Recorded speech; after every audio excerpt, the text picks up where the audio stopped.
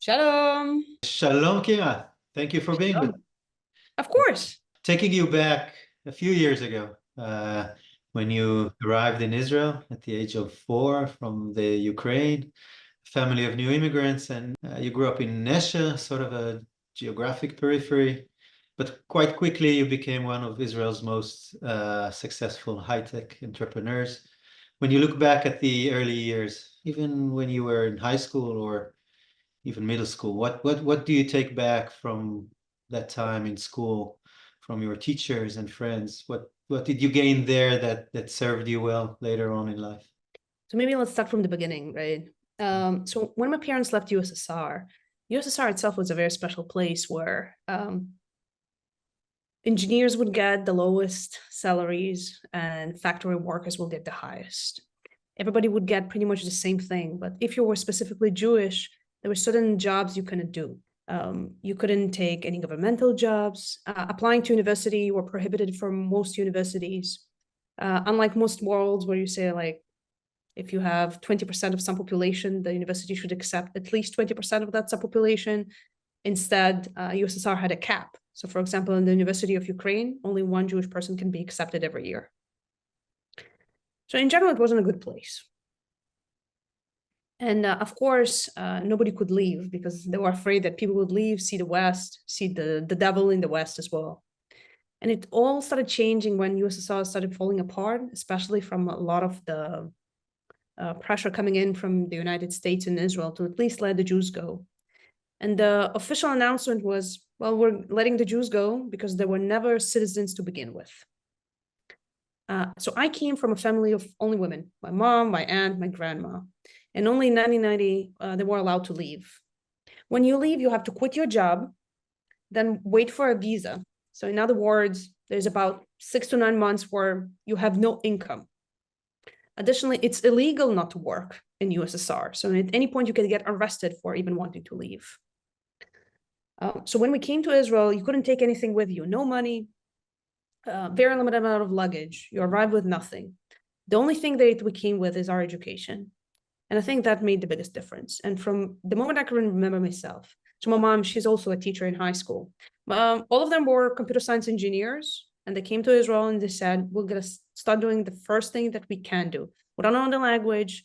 We came with nothing, but we can rebuild ourselves because we have the basics. We know how to make this work, right? And with a lot of optimism and knowledge, that's how they build themselves. So that's the thing they told me all the time. We're going to work, we're going to do everything possible, but you need to invest in your specific education, right? And since I can remember myself, and I think I have a short video of myself when I was 5, when people ask me, what do you want to do when you grow up? I said, I want to be a scientist. That's what I want to do. I'm going to be focusing on that. I even at some point said, I want to be a professor focusing on that. And when I was 15, I was allowed to start studying in the university in parallel to my studies. I think one of the biggest things specifically in Israeli schools is all of those programs that you see right now, allowing some students to go and study in the university in parallel in specific tracks. When I studied it, it was very abnormal. There wasn't no way of both studying in school and university. You had to quit parts of schools, then go. Here it's now much more organized, much easier. You don't need your parents to drive in the middle of the day, drive you from one place to another one, right? There's no specific task that you need to do. You just focus on what's important, which is education. I see my cousins right now, they're doing all of those amazing programs, going and studying about space. They want to, my cousin, for example, she won a program that her experiment is being sent to space to be studied, right? When we started doing this, we did not have those options. And I think what I remember the most from my junior high and high school is I want to study more, but I don't know from where. There wasn't a lot of information going online. There wasn't a lot of online in general, right? Encyclopedias, they can give you up till a certain value, because sometimes learning from other people. And I think the biggest thing that helped me is the fact that I had the possibility of going to the Technion and studying from the best, just seeing other people who know more things and saying, I want to be like them. That would help me the most. You shared with us that you grew up with 3 enormous female role models, your mother, your aunt, and your grandmother. How would you advise parents and teachers how to encourage their daughters, taking a gender perspective, and their female students to pursue learning at the highest levels of excellence as you did? What would you say to them? I'll tell it through a story. When I was 21, I was in Microsoft Research here in the States. They called us to a conference and they talked about the glass ceiling. I asked the lady who was sitting next to me, what is a glass ceiling? She says, what do you mean? She's like, there is a cap to what you can do and it's almost invisible. It's like, I don't get it. I don't understand what you're saying. I couldn't even imagine what she told me. And I think that was very unique in my family, right? We're only women. I didn't know there were things that women are not supposed to do or can or cannot do, right? I studied karate since I was 5. You're a black belt in karate, right? Yeah. Why? Because, I went to ballet lessons. I didn't like it. And I saw the other ones yelling and going barefoot. I wanted to do that the same. And now my parents said, yeah, of course, go and do it. Nobody told me you're not supposed to do it because karate is not for women. When I wanted to study engineering, it was pretty clear. All my family are engineers, so I'm also doing that. I was afraid to go to the university. I said like, oh, I don't know. Now I'm 15, everybody else is older. And my mom said, no, older means it would be harder for them to study. You're much younger, it's much easier for you to study.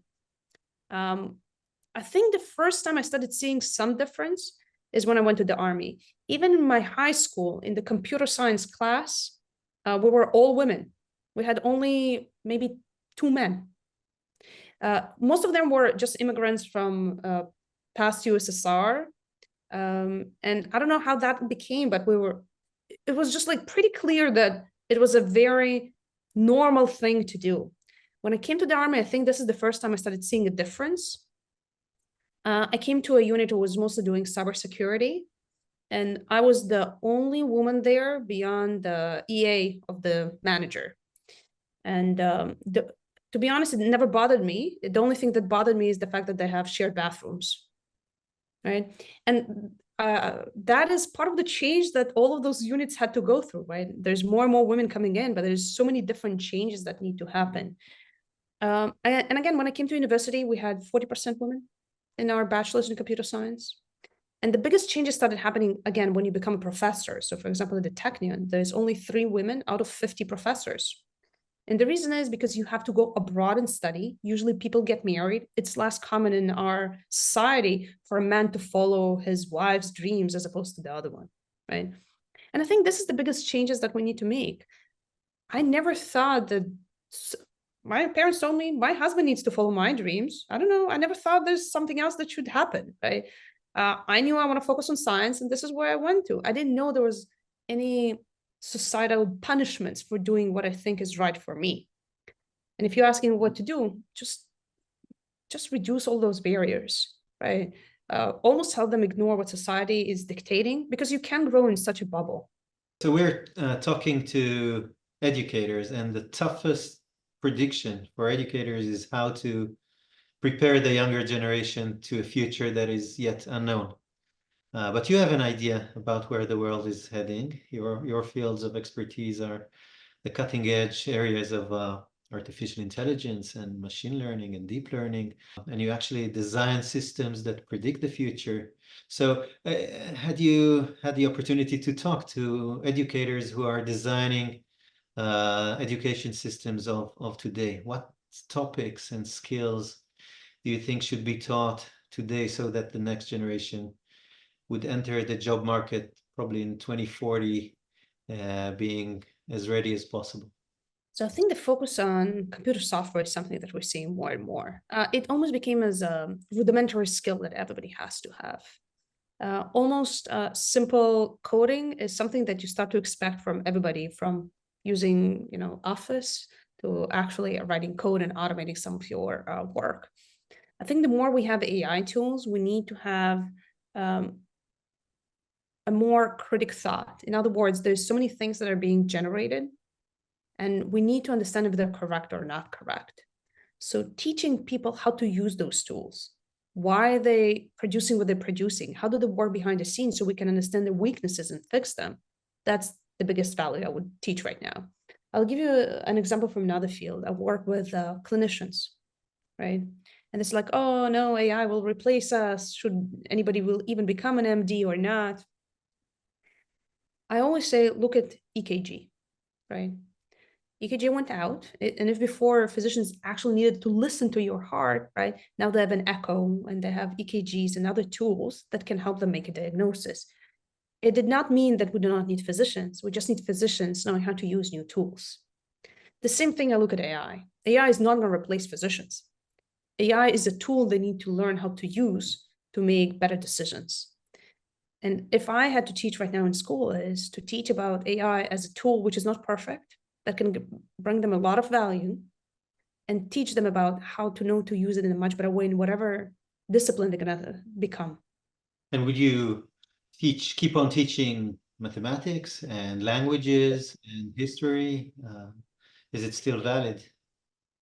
Of course, of course. So first of all, math is pretty much the basics of everything. You cannot understand AI or engineer without understanding math. That's pretty much the basics of the basics of the basics. It's sometimes I see how they teach computer science and they teach you only the high level. In other words, here's a command you give the computer and here's how the computer works. But most people don't understand how a computer is constructed, like that eventually how the electricity works, right? If you don't understand the world, you won't have curiosity. If a problem happens, you won't know how to solve it, right? And we need to go even deeper and deeper to all of those subjects. Why study history? You know, history repeats itself, right? Not everybody's going to become engineers. We need the good politicians. We need leaders in different fields. And you need to understand what was happening in the past and what went right and what went wrong. I think round people is the best, people who eventually become the best leaders, managers, and the future shapers of our world. So the rounder they are, the better. So our final question for today, and we're talking to an audience of Israeli educators, and these are very challenging times in Israel. They will be in charge of shaping our future. What would be your message to Israeli teachers today? You are the foundations of our future, right?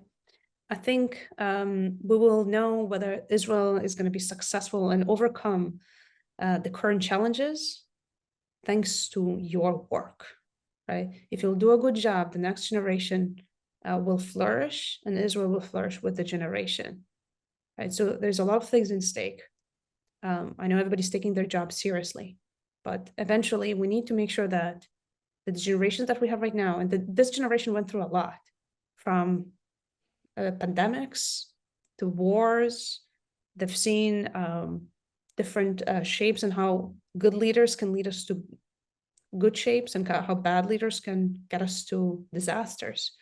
How do we get our current generation to be very knowledgeable, to know our history, not to give our perspective on history, to teach them how to develop their own perspective, to understand that a lot of the information and overflow of information that they're getting from social media, it's not always correct. Know how to fact check and have your own opinion, and understand that if you don't do something, nobody else will do it for you. And we're only strong if we're strong together. And I think that's the jobs of the teachers. Thank you so much, קירה, for being with us and for these inspiring and important words. Thank you. Of course.